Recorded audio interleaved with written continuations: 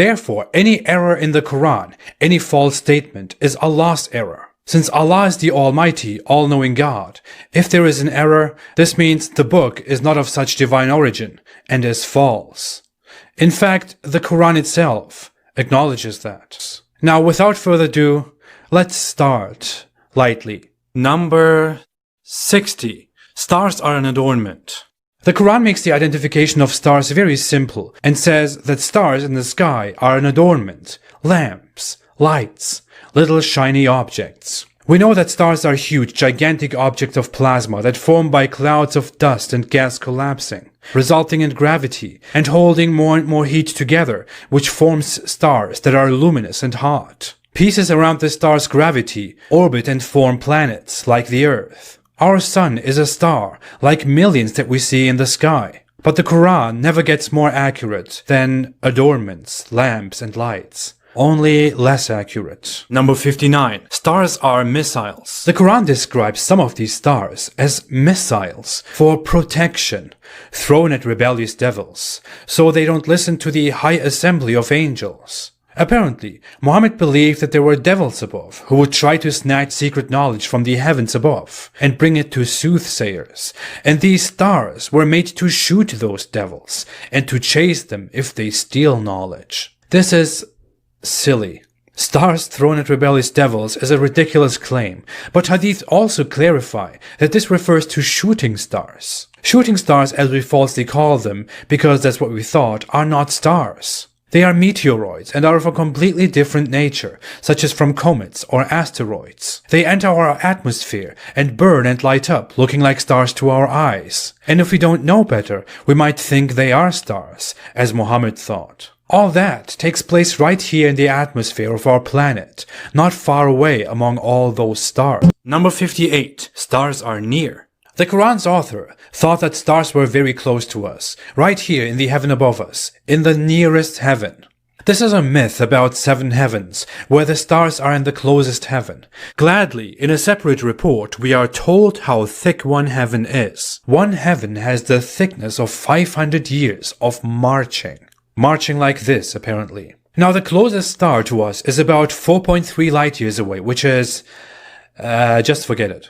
By marching speed, you would only reach a tiny fraction of that in 500 years, and this is the closest star, which means stars are not in some nearest heaven, as described by Allah. There would be so many more of those heavens until we only reach the closest star, and there are millions of stars much further away. The Quran imagines stars to be somewhere up here, and the moon in the midst of them. That's what you see when you look up to the sky at night, and you are in the desert of the 7th century. Number 57. Stars fall down. The Quran tells us that the stars will fall down before the Day of Judgment. As we understand by now, the Quran's author thought that they were little objects, lights, missiles, and they could fall down on us. Modern interpreters try to explain this verse differently, but Muslims in fact believed that the stars would fall down on the earth. The Quran verse says nothing else. If we look at commentators, the exegesis of Tabari mentions early reports that it means they would fall from the sky and lose their light. The exegesis of Jalalain says when they hurtle down towards the earth, the stars. Ibn Kathir says that stars will go dark and fall. And mountains will also fall down on us, by the way. Not only are stars so far away, we wouldn't be able to see them move around. For example, if a star is 4.3 light years away, we would only see a difference in that star in 4.3 years, because that's how long it takes for light to travel. The star would also travel for much longer than that to reach us if it fell, which is an absurd word, if it traveled toward us. We would never experience it within the lifetimes of the next few thousand generations. If a star came close to us, which is probably not even possible, because it wouldn't find a straight way to us, it would burn us up and annihilate us immediately, not fall down on the street so we could kick it around and play football. Number 56. 7 heavens. And number 55. 7 earths. The Quran says in multiple verses that there are 7 heavens or 7 skies above us, proving Allah's power. This can't refer to galaxies or solar systems, of which there are billions everywhere, not above us. It can't be universes, because by Muhammad's description, one heaven is not even big enough to reach the closest star. There would be millions of those heavens in our observable universe alone. Some modern apologists claim that this refers to the layers of atmosphere, but 7 would be an inaccurate number, and the Quran says that stars are in the lowest heaven, and I don't bump into stars on my way to work. In reality, the Quran references an old myth whose oldest form we find among the Sumerians, who believed there were literally 7 heavens above us, in which gods resided, and 7 earths below us. The Quran also speaks of 7 earths, but there are no earths below us. Some thought later this refers to 7 planets. But the number of planets in our system is not 7, and there are millions of planets in the universe that we can see. The Quran seems to be adopting myths from older beliefs. Number 54. Allah brings the sun from the east. The Quran makes it look like the sun was orbiting the earth and not the other way around. There is no indication in the Quran that it is the earth turning around the sun, only the opposite. According to the Quran, Abraham once told an opponent that his Lord brings the sun from the east, and no one else can bring it from the west. His opponent was overwhelmed by this challenge. In reality, no one brings the sun from anywhere. We just revolve around the sun while spinning, and therefore we see the sun appear in the east and disappear in the west. This could only be the Quran's Abraham's ignorant statement, although he is supposed to be one of Allah's favorite prophets. But it gets worse. Number 53. The sun orbits the earth. If you look at this series of verses, for example, it talks about how day and night interchange, and the sun runs towards a point, and it's not possible for the sun or the moon to reach each other, and they both float in an orbit. Doesn't this clearly sound like the Quran implies that the sun is literally up there floating in an orbit with the moon? Of course it does. Some try to rescue the Quran by saying, this is not a mistake. We have learned that the sun revolves around the galaxy, and the Quran actually means that the sun is in its own orbit. So the Quran is not entirely wrong, see? But you would only try to correct the Quran in such a poor attempt if you really wanted to keep believing that this book tells you all the truth about the world. Because what it really says is a very ignorant view of these objects, that they chase each other in an orbit, and the sun moves above us. Number 52. The moon follows the sun. In an additional verse, the Quran explicitly says that the moon follows the sun, when in reality we revolve around the sun and the moon revolves around us. Yet there is nothing here that fits the description in the Quran. When we don't know better, however, and we look at the sky in the 7th century, it might easily look like the two are following each other. That's what you would think. But it is far from reality, and reveals the Quran to be ignorant. Number 51. The sun and the moon can't overtake each other.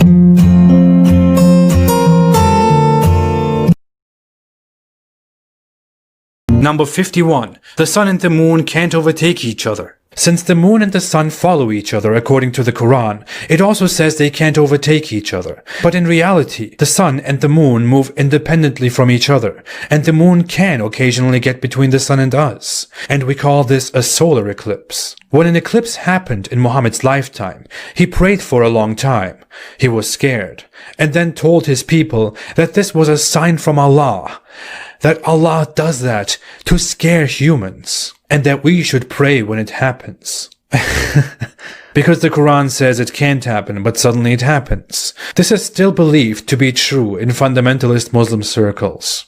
Number 50. The sun and the moon will join. But the Quran teaches us that the sun and the moon will join one day, at the end of time. That's a very weird thing to say, because even if the moon was hypothetically shot out of the Earth's orbit, it would take a long time for the moon to reach the sun. The moon would probably burn and be destroyed before it could possibly collide with the sun.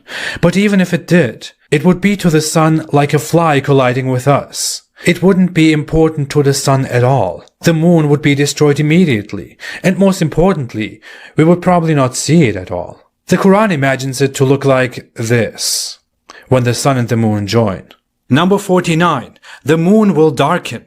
The Quran also tells us that the moon will darken before it joins the sun. Someone should tell the eternal author of the Quran that the moon is already dark, by default. It only becomes bright because the sun shines on it, and the sunlight reflects off the surface of the moon, which gives us light at night. Moreover, if the moon was moving toward the sun, considering that this verse comes before the verse which says the two would join, then the moon wouldn't go dark. It would be even brighter. because its light is the sunlight, and for a while we would see that brightness slowly fading away, and it would be extremely bright before its collision, but we would never see that. The Quran is absolutely wrong. Because, number 48, the moon is a light. According to the Quran, Allah made the sun a torch and the moon a light, and the moon will go dark. The author of the Quran didn't know that the moon doesn't have its own light, that the moon is only brightened by the sun which shines on it, just like our planet Earth, which is only bright and has day when the sun shines on it. Otherwise the Earth is dark. Likewise, the moon is by default dark. This is a disastrous error in the Quran. Number 47. The moon was split in two. And yes, the moon was split in two. This could also be included in historical mistakes. But the Quran tells us that the moon was split in two. And this was a sign of the end of time to come. Funny, it's been 1,400 years and we haven't seen the end of the world yet. The moon was also never split in two. Such an event would have been seen almost in the entire known world, and yet no one ever, not even the Romans, Persians, Chinese or Indians, civilizations that were very good at writing things down, reported any such outstandingly amazing event. They all just ignored it. The moon was split in two, but they thought, who cares? The only source we have is Islam. Some Muslims even have claimed that NASA took photos of the moon and saw a rift which proves this miracle, but NASA respectfully debunked this by showing us more riles and saying that you shouldn't believe everything you read online. Number 46. The night rapidly chases the day. The Quran says that the night covers the day, and the day the night, which is horribly described, and we'll come to that in a second, but it further says that the night and the day chase each other rapidly. The Quran says that because that's the case in Arabia. In Iceland, you won't remotely have the same thing. It will look like the night really takes its time. In Tromsø, Norway, the night is gone for 2 months.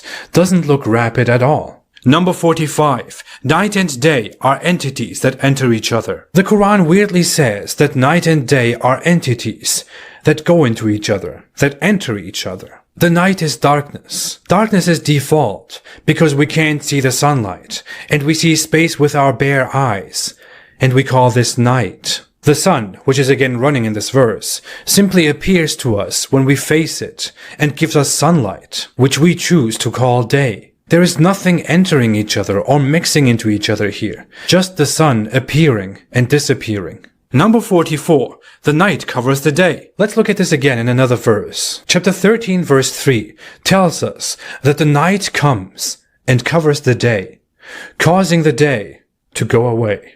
Seriously, let's read the verse. And it is he who spread the earth, and placed therein firmly set mountains and rivers, and from all of the fruits he made therein 2 mates. He causes the night to cover the day.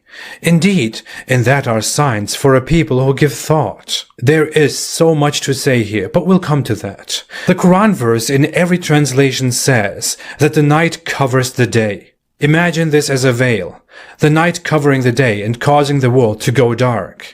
Of course, a 7th century person in the desert of Arabia would imagine it that way, but it is pretty common sense, not even common sense, it is reality, that night and day are just results of the sun's presence and absence. If we are exposed to the sun, it is bright, and we call that day. If the sun is out of sight, it becomes dark, which is the norm, because we are now without sunlight, and just face outer space directly, and we call this time night. The night is not a fascinating phenomenon, not an object, not something special, not a veil. It doesn't look like this. Number 43. Day, night, sun and moon. You might have noticed by now that the Quran can't properly explain day, night, sun and moon. The Quran thinks that day and sun are 2 separate things. It clearly says that the day reveals the brightness of the sun, when the brightness of the sun is actually what causes the day, daylight. Look at the wording.